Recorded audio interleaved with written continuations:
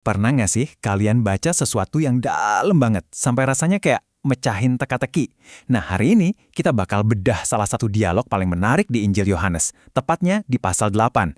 Siap-siap ya, karena ini bakal ngebuka wawasan baru tentang sebuah klaim yang luar biasa.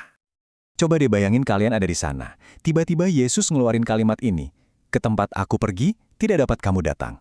Misterius banget kan? Nah, pernyataan inilah yang jadi pemicunya, yang nyulut perdebatan sengit yang bakal kita lihat bareng-bareng. Dan bener aja, suasananya langsung tegang. Pernyataan Yesus tadi tuh bukan cuma bikin bingung, tapi bener-bener provokatif. Yuk kita lihat gimana para pendengarnya waktu itu mencoba mencerna omongan itu, dan ya, gagal total. Nah, ini dia reaksi mereka. Menarik banget ya. Mereka langsung lompat ke kesimpulan yang paling harfiah dan paling kelam. Bunuh diri. Ini nunjukin banget betapa jauhnya jurang pemahaman antara mereka dan Yesus. Mereka mikirnya soal kematian fisik. Padahal Yesus lagi ngolongin sesuatu yang levelnya beda banget. Jawaban Yesus di sini cerdas banget. Lihat deh gimana dia langsung ngebelah realitas jadi dua. Di satu sisi ada dari bawah dan dari dunia ini, itu dimensi mereka. Di sisi lain ada dari atas dan bukan dari dunia ini, itu dimensinya. Jadi ini bukan lagi soal lokasi, ini soal asal-usul. Perbedaan yang fundamental banget. Oke, dan dari sinilah obrolan ini sampai ke puncaknya. Ada satu frasa pendek yang kalau di bahasa aslinya cuma 3 kata, tapi bakal ngubah segalanya. Inilah kunci yang bakal ngebuka semua misteri yang dari tadi kita bahas. Tapi sebelum ngasih kuncinya, Yesus ngasih sebuah peringatan yang jujur aja kedengarannya ngeri banget. Taruhannya tuh gede banget. Ada satu syarat, dan kalau nggak dipenuhi, akibatnya bukan cuma salah paham lagi, tapi mati dalam dosamu. Nah, ini dia syaratnya. Semuanya bergantung pada kepercayaan terhadap frasa ini, akulah dia. Jelas dong, pernyataan sekuat ini pasti langsung bikin orang nanya satu pertanyaan besar kan? Dan benar, itulah yang terjadi selanjutnya.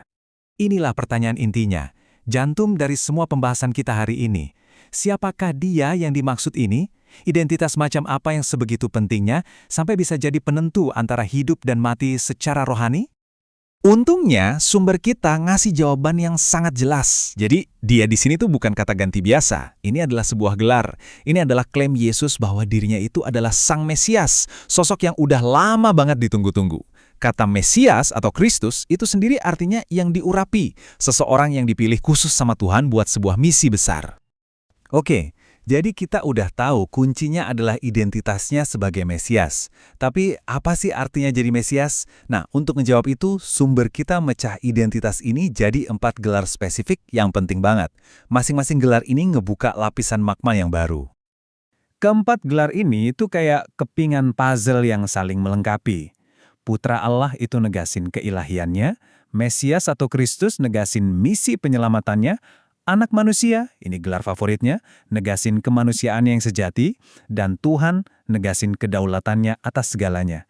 Kalau digabungin, barulah kita dapat gambaran utuh tentang siapa dia ini sebenarnya. Tapi kan, gelar doang nggak cukup ya. Biar benar-benar paham, kita juga perlu tahu apa yang dia kerjakan. Jadi, kita bakal gali lebih dalam lagi nih. Selain siapa dia, sumber kita ngejelasin 3 jabatan atau peran utama yang ngejelasin tujuannya. Coba deh kita lihat, gimana 3 peran ini nyambung banget satu sama lain. Sebagai nabi, dia itu jembatan komunikasi dari Tuhan ke kita. Sebagai imam, dia jadi jembatan pendamaian dari kita ke Tuhan. Dan sebagai raja, dia itu penguasa tertinggi atas semuanya. 3 fungsi krusial dalam satu pribadi. Itulah yang secara lengkap ngejelasin pekerjaan Sang Mesias. Oke, jadi setelah kita ngelewatin semua ini, dari obrolan yang bikin bingung di awal sampai ke penjelasan teologis yang dalam banget, sumber kita ngelakuin sesuatu yang menarik.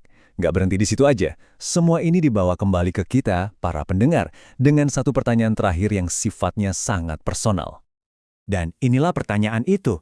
Pertanyaan ini ngubah segalanya, dari sekedar informasi jadi sebuah undangan pribadi. Inilah inti dari pesan yang mau disampaikan. Bukan cuma sama teks kuno ini, tapi juga sama penelusuran yang udah kita lakuin bareng-bareng.